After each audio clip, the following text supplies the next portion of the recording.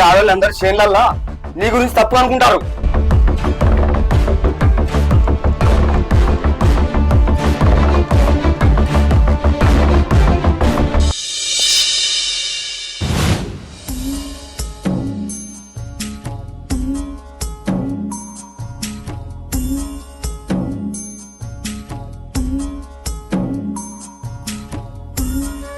ఏంటండి ఏమో ఆలోచిస్తున్నారు?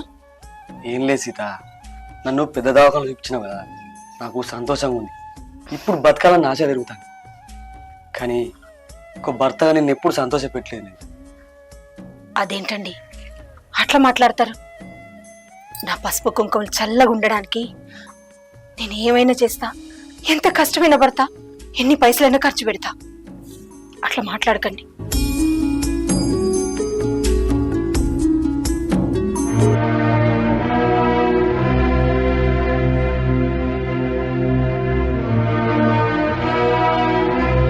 ఏమండి కైకిలు వస్తా అన్నారటగా, మావిడ తీసుకొని రమ్మంటాను.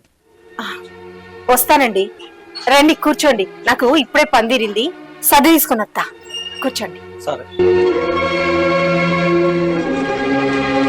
ఇప్పుడు పానం ఎట్లుంది? ఇప్పుడు కొంచెం మంచిగా ఉంది. అవునా? వెళ్దామండి. ఓకే పా. ఏమండి పోయిస్తా, టైం కన్నా తిని మందులు వేసుకో.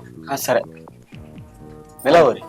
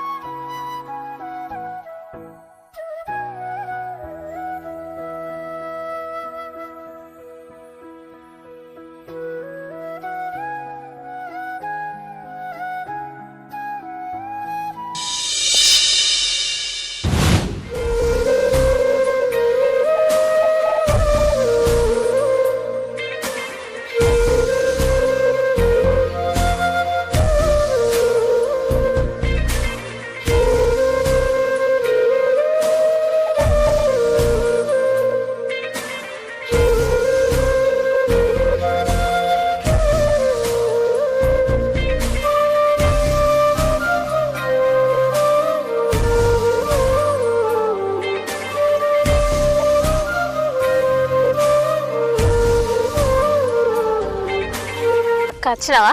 ఇదంతా కలు.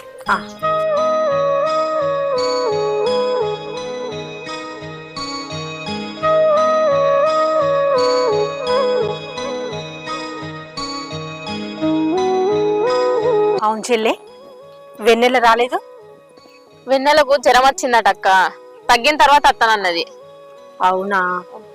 సరే ఈ ఒక్కదాని నుండి ఏం చేయాలని ఇట్లా కలుద్దామని వచ్చిన, ఎంతో కొంత అవుతుంది కదా. అవునా? బావకి ఎట్లున్నది ఇప్పుడు? మంచిగా ఉన్నదా? దేవుని దయ వల్ల ఇప్పుడు మంచిగానే ఉన్న చెల్లె. పెద్ద దవాఖాన తీసుకుపోయి చూపించినాక అక్కడ మంచిగా ట్రీట్మెంట్ ఇచ్చారు. ఇప్పుడు మంచిగా ఉన్నాడు. నా పసుపు కుంకాలనైతే కాపాడుకోగలిగిన. ఏంగా తీ అక్క, నువ్వు బావ కోసం ఎంత కష్టపడతానవో ఆ దేవునికి కూడా తెలుసు. అందుకే ఆ దేవుడు నీ అందరూ ఉన్నాడు కాబట్టి ఏం కాలేదు. ఏదో ఒక పని చేసుకొని మెల్లగా చూసుకో. సరే చెల్లి, నువ్వు అన్నట్టు ఆయన కోసం ఎంత కష్టపడ్డానికైనా నేను సిద్ధం. ఇగో చెల్లి, రోజు నన్నైతే కైకిలికి పిలువు.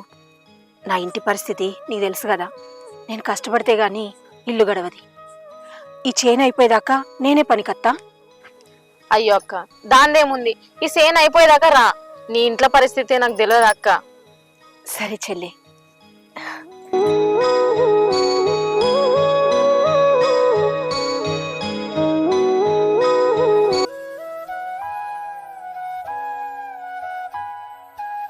చెప్పురా బామర్ది.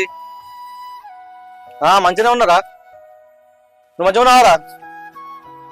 మీ చెల్లితో మాట్లాడుతావారా? సరే ఇస్తాను. ఏమే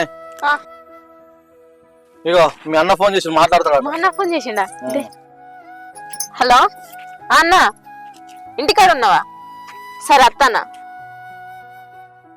ఏమండి, మా అన్న వచ్చిండట, నన్ను ఇంటికాడ పడగొట్టేదా? అవునా? మరి అక్క, నువ్వు ఇంత కలిసి ఇంటికో. మా అన్న వచ్చిండట, నేను ఇంటికి పోతానా? సరేనా? ఏమనుకోకక్క. అయ్యో దీనిదే ఉంది. బంగారం అన్న వచ్చిందంటే మరి కాదా మా అన్న వచ్చిండు రాక రాక.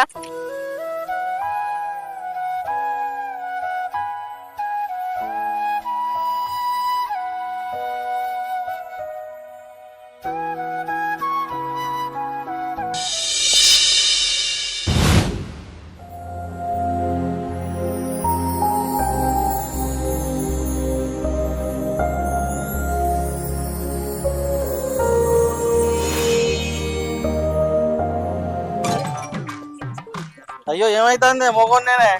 అయితే బండి తాకిస్తావా? బండి తాకిందా నా కాలు తాకింది అనుకో నేను. మా అన్న వచ్చింది చెప్తాను ఈ సంగతి. అగో అన్న చెప్పకుండా వచ్చినాయిందే, ముందే నాకు చెప్తే ఇంటికన్నా ఉందును కదా.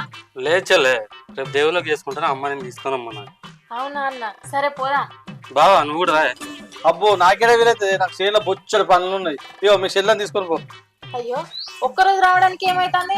షేన్ రేపు మళ్ళీ పొద్దున వచ్చి కలుసుకోమా అన్న అంతగానని చెప్తాండు. ఏహే నువ్వు చూస్తే కానీ ఆ పనికి అంత ఉంది.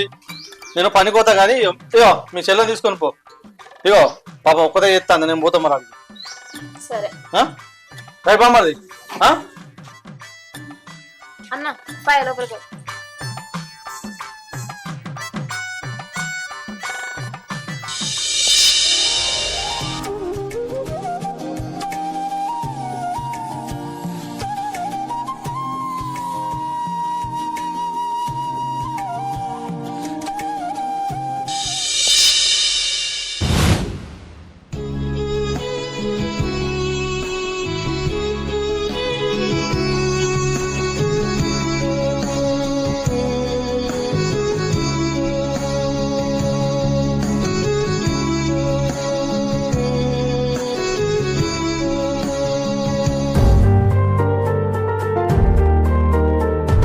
ఏమైంది?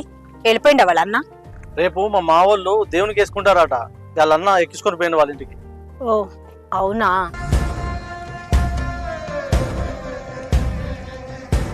ఎవరు లేరు ఏం కాదు.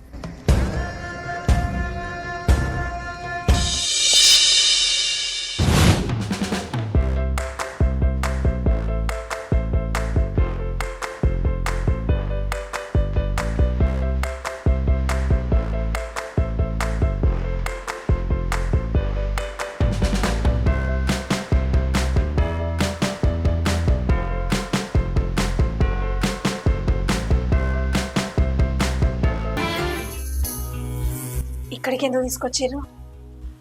అక్కడైతే ఇబ్బంది లేదు, పైగా మావిడ కూడా లేదు, ఎవ్వరు రారు ఇక్కడికి.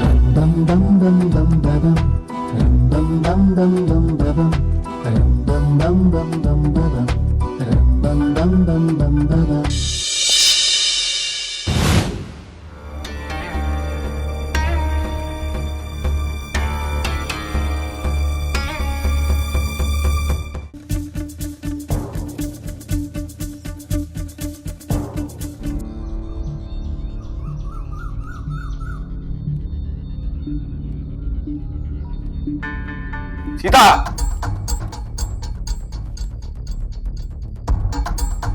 ఏంటిది? ఊళ్ళో ఆడవాళ్ళు అందరు చేనులల్లా నీ గురించి తప్పు అనుకుంటారు. చెప్పు నిజమేనా? హానికి నీకు సంబంధం ఉందా కదా? చెప్పు సీత చెప్పు. అవును నిజమే.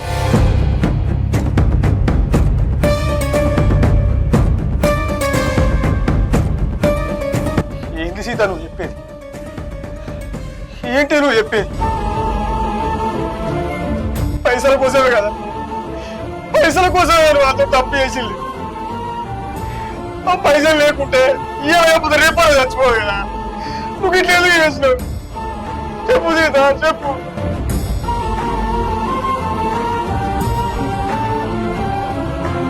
ఏమండి, మిమ్మల్ని బతికించుకోవడానికి నాకు వేరే దారి కనిపించలేదు. అందుకే ఈ తప్పు చేసిన.